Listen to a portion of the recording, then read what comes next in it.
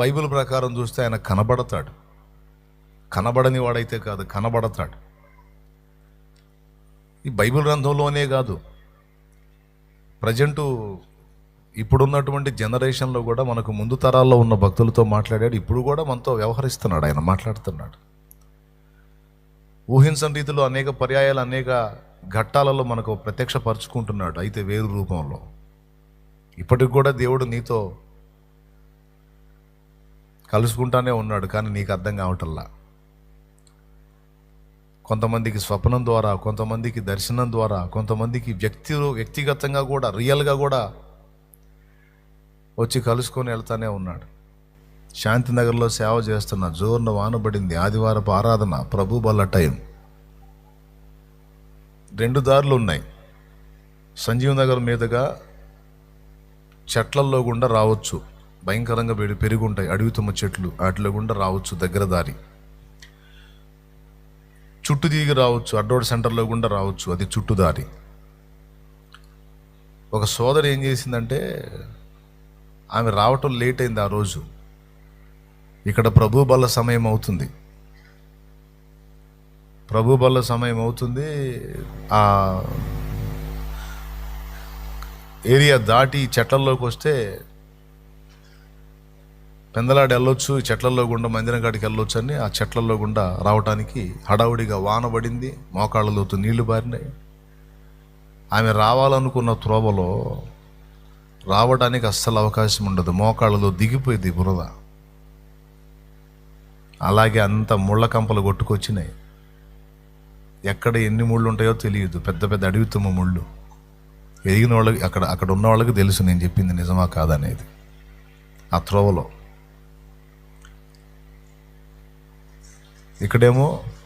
ఇక్కడ ప్రభు బల్ల సమయంలో పాడే పాట, మందిరంలో పాడే పాట అక్కడ వినపడుతుంది ఆమెకి. అమ్మో బల్ల స్టార్ట్ చేశారు, ప్రభు బల్ల ఇస్తున్నారు, ఏసయ్యా నేను అందుకోలేకపోతాను ఏమని పరిగెత్తుతుంది. పరిగెత్తి ఈ మార్గానికి వచ్చి కరెక్ట్గా శుభ్రంగా ఉన్నంత వరకు వచ్చింది. అక్కడ నుంచి ఎలా ముందుకు వెళ్ళాలో అర్థం కాల ఆమెకి. అడుగు తీసి అడిగేస్తే ముళ్ళు, పెద్ద పెద్ద ముళ్ళు. ఎట్లా పోవాలి? అక్కడే నిలబడ్డాడు ఒక ఆయన. ఎవరిలాగా వచ్చాడో తెలుసా? మా నాన్నలాగా కనపడ్డాడు ఆయన, మా నాన్నలాగా. ఏమ్మా ఇటుబడి వచ్చావే, అటు వెళ్ళొచ్చుగా, ప్రభు బల్ల ఇస్తున్నారుగా బాబాయ్, తీసుకుందామని వచ్చానని ఆమె చెప్పింది. పిచ్చిదన్న, ఇంత బురదలు ఎట్ట వెళ్తావమ్మా? నేను ఎక్కడైతే అడిగేస్తానో అక్కడ అడిగాయి. నేను ముందు నడుస్తాను, నేను అడిగేస్తాను, ఆ అడుగులో నువ్వు అడిగేసుకుంటా, నేను అడిగేసిన దగ్గరే అడిగేసుకుంటారమ్మన్నాడు. ఆయన ముందు అడిగేయటం, ఆయన అడుగులో ఏం అడిగేసుకుంటా రావటం. మోకాళ్ళలోతు బురద, ఇంత కూడా అంటలా ఆమె కాళ్ళకి. నేను చెప్పాలి, ఆమె చెప్పింది సాక్ష్యం. ఎన్నోళ్ళు గుర్తుంటే చేతులు ఎత్తొచ్చు. అదిగో చేతులు ఎత్తారు వాళ్ళు, విన్న సాక్ష్యం అది.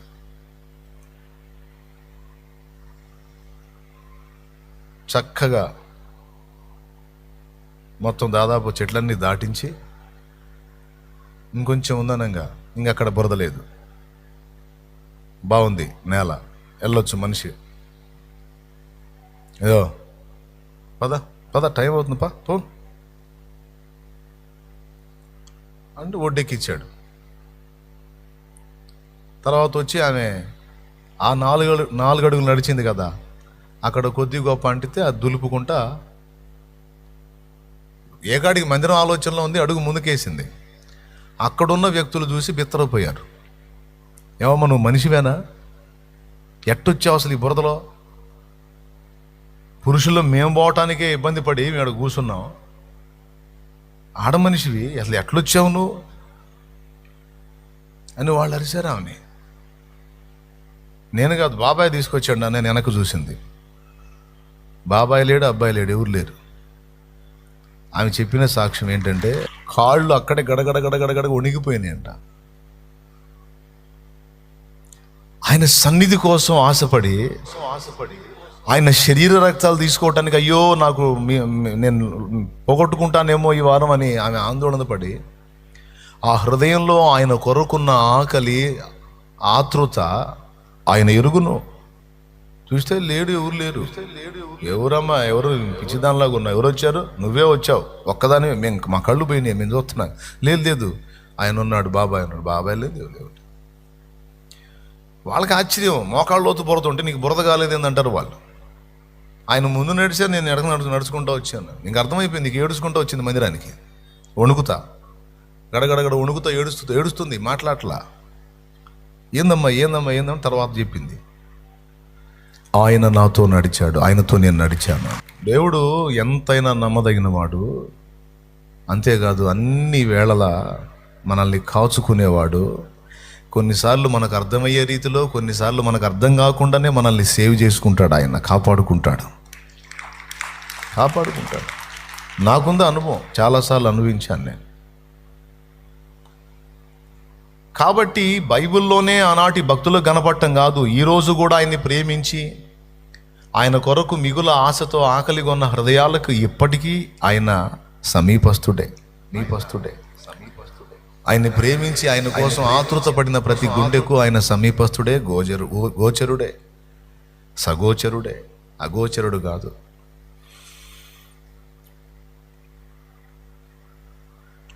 మరి అగోచరుడు అని ఎందుకు అన్నాడు బైబిల్లో? అన్నాడు, ఆ మాట ఉంది బైబిల్లో. చూస్తారా ఎక్కడుందో? లేకపోతే మీరే చెబుతారా?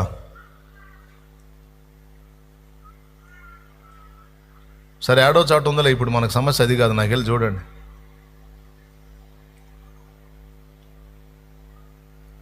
ఆయన అగోచరుడు అని రాశాడు కదా. అయితే కంటికి కనబడడు అని కాదు, అర్థంగాడు. అది మనం అందులో పట్టుకోవాల్సిన పాయింట్. కనబడ్డాడు, మాట్లాడాడు, నడిచాడు, మనల్ని నడిపించాడు, అన్నీ నడిచినాయి. అయినా వాక్యం అంటుంది ఆయన మనకు అగోచరుడు. అదే ఏబులో ఉంటుంది. అది సర్వశక్తుడగు దేవుడు, మహాత్మ్యము గలవాడు, ఆయన మనకు అగోచరుడు. న్యాయమును నీతిని ఆయన ఏ మాత్రమును చెరుపడు. అందువలన నరులు ఆయన యందు భయభక్తులు కలిగి యుందురు. ఆయన మనకు కనబడడు అంటాడు, న్యాయమును నీతిని చెరపడు అంటాడు. అగోచరుడు, న్యాయమును నీతిని చెరపడు అంటే అర్థం ఏంటంటే, నీకు అర్థం కాడు. ఆయన ఉన్నదన్నట్టు ఆమూలాగ్రం నీకు కనపడాడు, కానీ నువ్వు చూడదగ్గ స్థాయిలో నీకు తను తాను ప్రత్యక్షపరుచుకుంటాడు, నిన్ను నడిపిస్తాడు, నీతో నడుస్తాడు, నీతో ఫ్రెండ్షిప్ చేస్తాడు, అంతా నడుస్తుంది. ఆయన నీకు అర్థం కాడు, కానీ ఒక్కటి గుర్తుపెట్టుకోవాలి, ఆయన నీతిని న్యాయమును చెరపడు. ఆయన ఏది చేసినా కొన్నిసార్లు నీకు అనిపిస్తుంది, మనకు అన్యాయం జరిగిందని. దేవుడు ఇలాగా ఎందుకు చేశాడు, ఇలా కాకుండా ఇంకో టైపులో చేస్తే బాగుండు కదా అనిపిస్తుంది. మనకేదో అన్యాయం జరిగినట్టు మనం కొన్నిసార్లు ఫీల్ అయిన అనుభవాలు మనకు ఉంటాయి. ఎంతమందికి ఉన్నాయో ఒకసారి చేతులు ఎత్తితే సంతోషపడతాను నేను కూడా. నాకు ఎందుకు ఇలా జరిగింది అన్న క్వశ్చన్ ఎప్పుడు రాలేదా నీ లైఫ్లో? మరి చేయత్తవా? నాకు చాలాసార్లు వచ్చింది. మరేంది, నాకు ఎందుకు ఇలా జరిగిందండి, ఎందుకు ఇలా చేశాడు, నాకు ఎందుకు ఇలా అన్న ప్రశ్న ఎప్పుడు పుట్టలేదా? మరి కొన్నిసార్లు మనం ఊహించని పరిణామాలను ఫేస్ చేసినప్పుడు, కొన్ని గాయాలైనప్పుడు, కొన్ని చేదైన అనుభవాలు మనకు ఎదురైనప్పుడు తప్పకుండా ఈ ప్రశ్న మనకు వస్తుంది. నాకెందుకు ఇలా అయింది, నాకెందుకు ఇలా చేశాడు దేవుడు, నాకు అన్యాయమే చేశాడని గాయపడిన అనుభవంలో మాట్లాడతాం. అందుకే ఇక్కడ చెప్తున్నాడు, నీకు అర్థం కాడు, కానీ ఒక్కటి గుర్తుపెట్టుకోవాలి, నీతిని న్యాయమును ఎన్నడూ చెరపడాయన. ఇంకా చెప్పాలంటే నీతి న్యాయములు, నీతి సత్యములు ఆయన సింహాసనమునకు ఆధారములు. నీతి చెరిపిన నాడు, న్యాయం తప్పిన నాడు ఆయన సింహాసనం కూలిపోయినట్టే. అది అసంభవం. కాకపోతే నీకు అర్థం కాదు, నాకు అర్థం కాదు, మనకు అర్థం కాదు ఎందుకు ఇలా అనేది. అర్థమైతే ఏముంది, మన బ్రెయిన్ అంత చిన్నోడైపోతాడు దేవుడు. దేవునికి స్తోత్రం, హల్లెలూయా. అంతే. దేవుడు మొత్తంగా నాకు అర్థమైపోయాడండి, అసలు దేవుడు నాకు అర్థమైపోయాడండి అని ఒకవేళ నువ్వంటే అది నీ పిచ్చి. దేవుడు మొత్తంగా నీకు అర్థమైపోతే ఆకాశ మహాకాశాలు పట్టజాలన్నంత దేవుడు నీ బ్రెయిన్ అంత చిన్నోడని అర్థం. అది అసంభవం. ఏదైనా ఎంతైనా కొంచెం గొప్ప మనకు ఏదైనా కొద్దిగా తెలిసింది ఆయన గురించి, కొద్దిగా ఏదైనా గ్రహింపు వచ్చిందంటే ఏదో ఆయన కృపతో ఆయన బయలుపరిచిందే. అదంతా మనకి గుసగుసే అన్నాడు. అంటే గుసగుస అంటే బాగున్నారా, నేను చెప్పేది వినపడుతుందా, ఇది గుసగుస. వాస్తవంగా అసలు వాయిస్ అదేనా షాలేం రాజు అనేవాడిది? షాలేము రాజు అనేవాడి గొంతు అది కాదు, ఇది గుసగుస. అసలు వాయిస్ ఇప్పుడు వినపడుతుంది నీకు. అది ఆ గుసగుసకి అసలు స్వరానికి ఎంత తేడా ఉంది. నీకు నాకు ఏదన్నా దేవుని గురించి కొద్ది గొప్ప తెలిసిందంటే అది గుసగుస మాత్రమే. అసలు ఏమి అసలు స్వరం ఇంకా అంటే అర్థం ఏంటంటే ఆమూలాగ్రం మనం ఎరగలేదు, కొంతైనా ఎరగలేదు. మనం ఎరిగిందంతా ఎంత అంటే మహాసముద్రంలో ఒక నీటి బొట్టులో అది 100వ వంతో 1000వ వంతో. అది దేవుడు అంటే మరి ఆయన. నీకు అర్థం కానంత మాత్రాన న్యాయం తప్పుతాడని కానీ నీతిని చెరుపుతాడని కానీ నువ్వు అనుకోకూడదు. కానీ కొన్నిసార్లు మనకి మాత్రం ఆ చేదైన అనుభవాలు ఎదురైనప్పుడు మాత్రం అన్యాయం జరిగిందన్న ఫీలింగ్. నీకు అన్యాయం చేస్తే మనుషులు చేసి ఉంటారు, నీకు అన్యాయం చేస్తే మనుషులు చేసి ఉంటారు, ఆయన చెయ్యడు.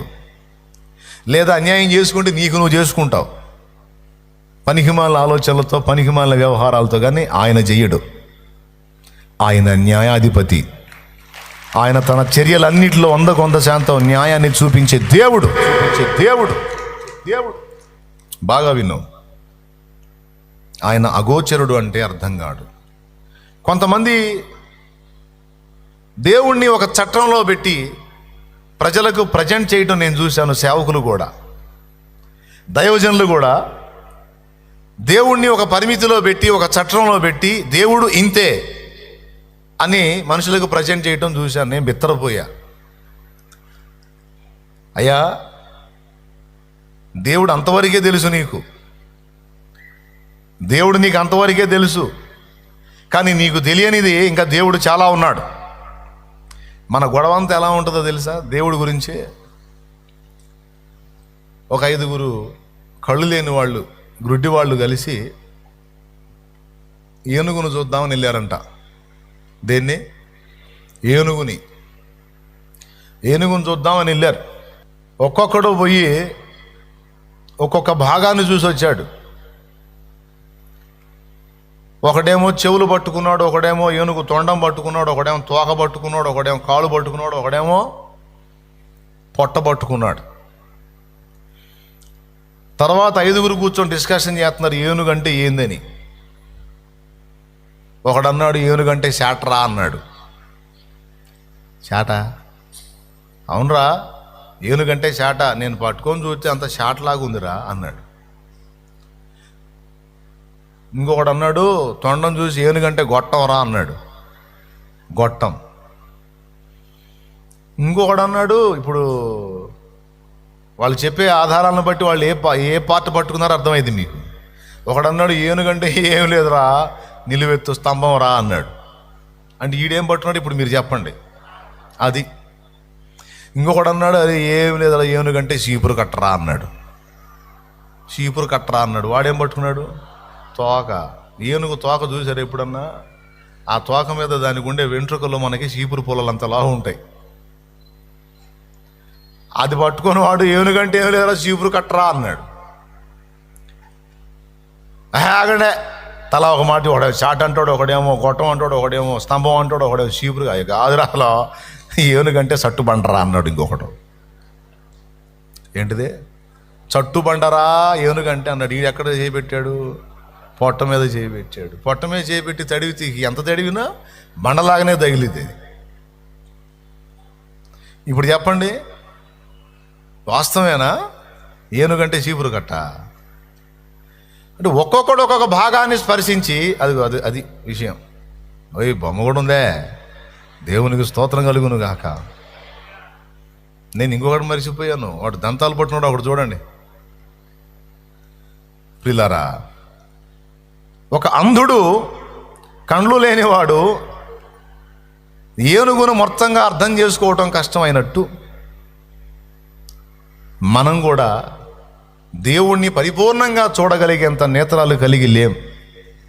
మనకిచ్చిన దృష్టి, ఆలోచన శక్తికి ఒక పరిమితి ఉంది. అంతకు మించి థింక్ చేసామంటే బుర్ర వేడెక్కితే ఆసుపత్రికి వెళ్ళాల్సి వచ్చింది, మానసిక వైద్య నిపుణుల దగ్గరికి వెళ్ళాల్సి వచ్చింది. తెలియశక్యమైంది ఏదో గ్రంథంలో బయలుపరిచాడు, తన గూర్చి కొంత సమాచారం మనకి ఇచ్చాడు. అంతవరకు దేవునికి స్తోత్రం. కానీ మొత్తంగా దేవుడంతా కూడా అదే అని ఆయనను ఒక చట్రంలో పెట్టి దేవుణ్ణి ప్రజెంట్ చేయడానికి ప్రయత్నించినటువంటి కొంతమందిని నేను చూశాను. దేవుడు సృష్టించినటువంటి సృష్టిలో ఈ మధ్య ఒక వాదన విన్నాను నేను. దేవుని కుమారులు, నరుల కుమార్తెలు చక్కని వారిని చూచినప్పుడు వారిలో తనకు మనసుకు నచ్చిన వారిని పెండ్లి చేసుకున్నారు, వారికి పిల్లల్ని కన్నారు. పూర్వకాలమందు సూర్యులు అనబడిన వారు వీరే నెఫీలీయులు అని ఆదికాండం 6వ అధ్యాయంలో ఉంటే, దేవదూతలు అని చెప్పిన దగ్గర, దేవుని కుమారులు అని చెప్పిన దగ్గర దేవదూతలు కాదు, దేవుని కుమారులు అని వ్రాయబడ్డ దగ్గర మనం ఎలా అర్థం చేసుకోవాలంటే, ఒక ఆయన అన్నాడు దేవుని కుమారులు అంటే షేతు కుమారులు, నరుల కుమార్తెలు అంటే కయ్యను సంతతి. నరులు పాపులు గనక మరి కయ్యను సంతతి నరుల కుమార్తెలు. దేవుని కుమారులు అంటే షేతు కుమారులు అని అలా నిర్వచించారు. మరి షేతు మనిషే, కయ్యను మనిషే. వాళ్ళ పిల్లలు పెళ్ళిళ్ళు చేసుకొని సంతానాన్ని కంటే అంత భయంకరమైన ఎత్తరులు. ఆమోసు గ్రంథము 2:9 దేవదారు వృక్షమంత ఎత్తైన వారును సింధూరు వృక్షమంత బలము గలవారునగు అమోరీలను వారి ఎదురు నిలవకుండా నేను తరిమి కొట్టాను అన్నాడా? సంఖ్యాకాండంలో ఇశ్రాయేలు జనాంగం కనాను దేశానికి వెళ్ళి అక్కడ ఎత్తర్లను చూశారు. బహు ఎత్తరులు. ఎంత ఎత్తున్నారంటే ఒక మామూలు మనిషి వాళ్ళ కాళ్ళ దగ్గరికి వెళ్ళి నిలబడితే ఒక మిడత ఎంత ఉంటుందో అంత ఉన్నాడు. ఒక మనిషి మరో మనిషి కాళ్ళ దగ్గరికి పోయి నిలబడితే ఒక మిడత సైజులో ఉన్నాడంటే వాడు ఎంత పొడుగున్నాడో మీరు ఊహించండి. వీళ్ళని 3 పేర్లతో పిలిచారు. ఆనాకు వంశీకులు, అమోరీ వంశీకులు, అమోరీ జాతి మనుషులు. మొట్టమొదట ప్రస్తావించింది నెఫీలీ జాతి మనుషులు. గాతువాడైన గొల్యాతు అనేవాడు నెఫీలీ జాతి మనిషి, 6 మూరల జానెడు. ఒక సామాన్య మనిషి కంటే కూడా డబల్ ఎత్తుంటాడు అన్నమాట. మరి వీళ్ళు మనుషులే, వాళ్ళు మనుషులే, వీళ్ళిద్దరు కలిసి సంతానాన్ని కంటే అంత పొడుగోళ్ళు ఎట్ట పుట్టారండి? ఇప్పుడు కూడా పుట్టట్లేదా? 7 అడుగులోళ్ళు, 8 అడుగులోళ్ళు. అంటే 8 అడుగుల పిల్లలు ఎవడన్నా పుడితే ప్రపంచ వింతలో వాడొక వింత. ఒకడు వారు ఎక్కడన్నా ఉంటే 8 అడుగులు ఎత్తు మహా సైంటిఫిక్గా చెబితే జన్యు లోపం వల్ల ఏదో ప్రాబ్లం వల్ల వాడు అట్ట పొడుగైపోయాడు అంటారు. కానీ 7 అడుగులు 8 అడుగులు కాదు సోదరా. లేఖనము 2 చోట్ల సాక్ష్యం ఇస్తుంది స్పష్టంగా. 2 చోట్లే కాదు, చాలా చోట్ల. ద్వితీయోపదేశ కాండంలో చాలా చోట్ల అన్నాడు వారు బహు ఎత్తరులు అని. ఏమని సాక్ష్యం ఇస్తుంది? సంఖ్యాకాండంలో కనాను దేశాన్ని వేగు చూడటానికి పోయినప్పుడు అక్కడ ఉన్నటువంటి ఆనాకు వంశీకులైన నెఫీలీ జాతి మనుషుల్ని మేము చూసాం, వారి దృష్టికి మేము మిడతల్లాగున్నాం, మా దృష్టికి కూడా మేము అంతే ఉన్నామని చెప్పారు. గుర్తుందా? అంటే వాళ్ళు ఎంత హైట్ ఉంటే, 8 అడుగులు ఉంటే మిడతల్లాగుంటారా? 8 అడుగులు ఎత్తున్న మనిషి ముందు మనం పోయి నిలబడితే మిడతలాగుంటామా? వానికి కనీసం భుజాల దాకా రాము, లేకపోతే కనీసం ఈ భుజం కిందికన్నా రాము. 8 అడుగులు హైట్ ఉన్నోడికి 6 అడుగులోడు. కానీ అలా కాదు. సంఖ్యాకాండంలో ఏం చెప్పాడు తెలుసా? వాళ్ళ దగ్గరికి పోయి మేము నిలబడితే మనం చేతపట్టుకున్న ఒక మిడత ఎలా ఉంటుందో మేము అట్టున్నా వాళ్ళ ముందు అలాంటి రాక్షసాకారము కలిగినటువంటి వ్యక్తులు కనానును కాపలా కాస్తున్నారని చెప్పారు. ఆజానుబాహులు, దీర్ఘదేహులు, అమ్మ బాబోయ్, రాక్షసులు ఉన్నారు అక్కడ. మనం వాళ్ళతో యుద్ధం చేసి వాళ్ళని చంపలేము, వాళ్ళని జయించలేము. అంటే యెహోషువ, కాలేబ్ అన్నారు, యెహోవా మన యందు ఆనందించిన ఎడల వారిని మనం హతం చేస్తాం, వారు దేశం మనకి స్వాధీనపరుస్తాడు దేవుడు, వారు మనకు ఆహారం అవుతారు, డోంట్ వరీ అని చెప్పారు. వీళ్ళు వాళ్ళ ఎత్తుతో వాళ్ళ పొడవుతో మనకెందుకురా, యుద్ధం చేసేది మనం కాదు కదా, మన పక్షాన దేవుడు కదా యుద్ధం చేసేది. వాళ్ళు ఎంతోళ్ళు అయితే నేలమట్టం చేస్తాడు దేవుడు. ఆయన మన పక్షాన ఉంటే చాలు, ఆయన మన యందు ఆనందిస్తే చాలు, ఎవడైనా నిలవలేడురా మన ముందు. నూను కుమారుడైన యెహోషువ, యెఫున్నె కుమారుడైన కాలేబు, వీళ్ళిద్దరు ఈ మాట పలికారు. వీళ్ళిద్దరు ధన్యులయ్యారు. అక్కడ సాక్ష్యం కనపడుతుంది ఎంత ఎత్తున్నారో. మరో చోట నెఫీలీ జాతి మనుషులు శూరులు అన్నాడు. ఆమోసు గ్రంథం 2:9 దేవదారు వృక్షం అంత ఎత్తు అన్నారు. సాక్షాత్తు దేవుడే పలికిన వాక్ అది.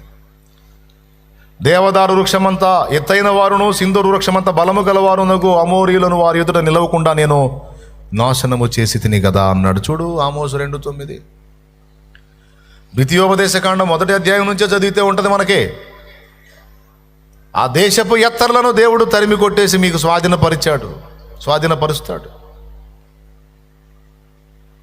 చాలా ఎత్తైన మనుషుల్ని మీ ముందు లేకుండా తరిమి కొట్టాడు. ప్రియులారా, బాగా గమనించాలి మీరు. ఎలా సాధ్యము? ఆ రాక్షసాకారం కలిగిన మనుషులు ఎలా పుట్టారు? ఎట్లా పుట్టిస్తాడండి దేవుడు అన్నట్టు మాట్లాడతారు వీళ్ళు. ఇంకొక సహోదరుడు చెప్పాడు, దేవుని కుమారులంటే భక్తులట, నరుల కుమార్తెలంటే భక్తిహీనులట. భక్తులైనా భక్తిహీనులైనా ఇద్దరు మనుషులేగా. ఇద్దరు మనుషులకు సంతానం కలిగితే మనుషులే కదా. రాక్షసాకారం కలిగిన వ్యక్తులు ఎట్లా పుడతారు? ఆయన అంత ఎత్తరులు ఎట్లా పుడతారు? ఇప్పుడు మనం నెట్లో సెర్చ్ చేస్తే అలాంటి ఆకారాలు ఉన్నాయా లేవంటానికి సైంటిఫిక్ ఎవిడెన్స్ కూడా దొరికినాయి.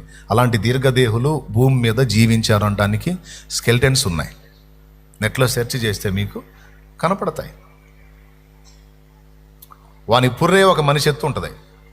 తల పుర్రే ఉన్నాయి నెట్లో. తవ్వకాలు జరిపి తీశారు అట్ని. లేకపోతే ఎక్కడి నుంచి వచ్చినాయి? కాబట్టి అంటే దేవుణ్ణి అర్థం చేసుకునే విషయంలో, దేవుడి యొక్క కార్యాలను అంచనా వేసే విషయంలో అట్టడుగునున్నారు. అర్థం కాల, అదిగో మరి అదేంది, వీళ్ళిద్దరు కలిసి అటు పుర్రె అంత లేరు చూడు. దేవునికి స్తోత్రం కలుగును గాక. హల్లెలూయా. అది ఏదో గ్రాఫిక్ చేశారు, అది రైట్ కాదు, ఒట్టిదే అది అని ఎవరైనా అంటారేమో. వాళ్ళిద్దరూ ఒట్టిదే కావచ్చు, ఆ స్కెల్టన్ వాస్తవేగా. కొన్ని ప్రదేశాల్లో మ్యూజియంలో కూడా ఏర్పాటు చేశారు. ఈ ఫోటో కాకపోతే ఇంకోటి ఒరిజినల్గా ఉన్నాయి. కొన్ని మనుషులు సంచరించి తిరిగి చూసినవి కూడా ఉన్నాయి వీడియోస్. సరే, వాళ్ళు ఇప్పుడు సైంటిఫిక్ ఆధారం దొరికినా దొరకకపోయినా దేవుడు లేడా? బైబిల్ అబద్ధమా? పరిశుద్ధ గ్రంథం. నేను సైంటిఫిక్గా రుజువు అయినా కాకపోయినా నేను బైబిల్ని నమ్ముతా.